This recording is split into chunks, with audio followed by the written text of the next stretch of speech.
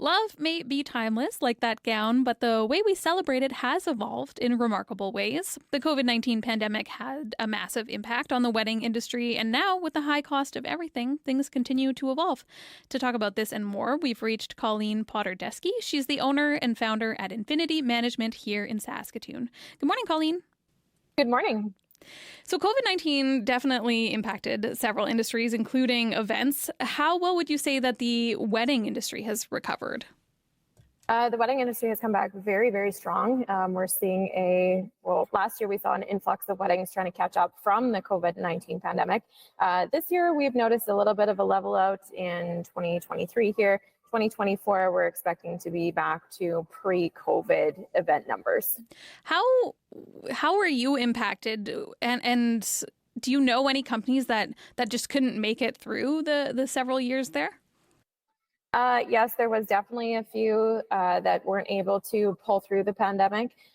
More so, they had decided to shut down when the COVID-19 pandemic really had hit, opposed to partially the way through.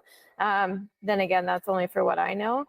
For us as a business, we made some great changes. We were able to pivot, and COVID was actually for the better for us as a business. So we've come out of it quite strong.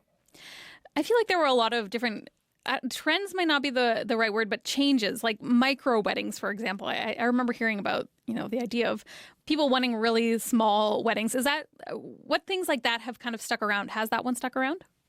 Yeah, that one's definitely stuck around. We've seen a lot more, say, luxury parties, luxury weddings, as in moving in towards more of like a backyard party or acreage weddings, private property events. And we've also noticed a shift from a very common Saturday wedding to really going to any day of the week. So based on our business, we see weddings honestly every day of the week. Why do you think that? Any day of the week? That's interesting. Why do you think that is? One, it has to do with a lack of venue space, and with the backlog of weddings that happened. A lot of couples were just looking for any day that they could get married, because they realized it was more about getting married than it was actually about the day itself. And that being said, a lot of venues have more reasonable rates during the week that can make things a little bit more cost effective, considering, I guess, with the COVID-19 pandemic, that some people were looking to do things a little bit more on the cost effective side. So they'd look for additional options to make that more feasible. What about a virtual aspect? Is that still something that people are wanting? No, not so much on the wedding side. What we have found is the virtual was to show guests who couldn't attend the wedding what was going on. But there's been very few to none, say, actual virtual weddings anymore. Interesting. Would you say that people are wanting smaller, less expensive weddings? And if so, why do you think that is?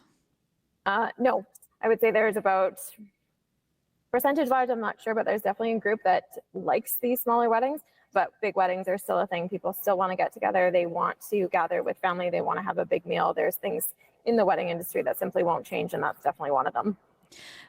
Speaking of people who still want big weddings, I remember reading a piece recently about wedding sprawl, which was kind of this idea that wedding related events keep getting bigger and bigger. Big bachelorette travel trips or multiple honeymoons. Is that something that you're seeing?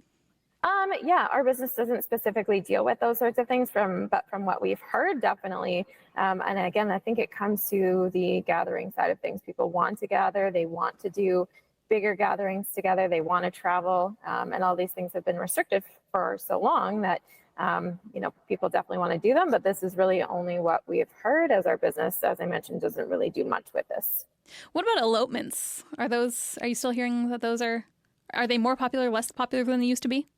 Definitely still popular. They have decreased in popularity within the past year or so. When the world opened back up, for lack of better words, everybody did, not everybody, but a big majority of people did go back to the big weddings, to the want to gather, the want to be together. But there's still that group that does appreciate the elopement. But we find that even if they are eloping, they do come back and still want to have a party. So we're part of the way through typical wedding season right now, I would say. What trends have you been seeing this year?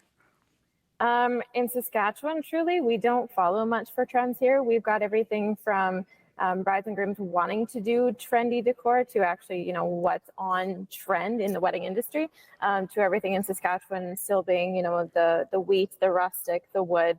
We live in a farming community in a province, so we'll never, see that trend go away by any means. It's something that's, a staple to where we are.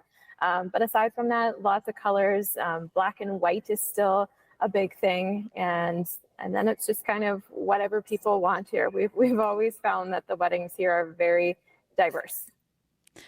Are donuts still a thing? I feel like for a while there, donuts were, everyone had those donut boards. Donuts are still a thing, but not as big as they used to be. I think that's all the questions I have, Colleen. Thank you so much. Okay, you're welcome. Thank you. That was Colleen Potterdeski. She's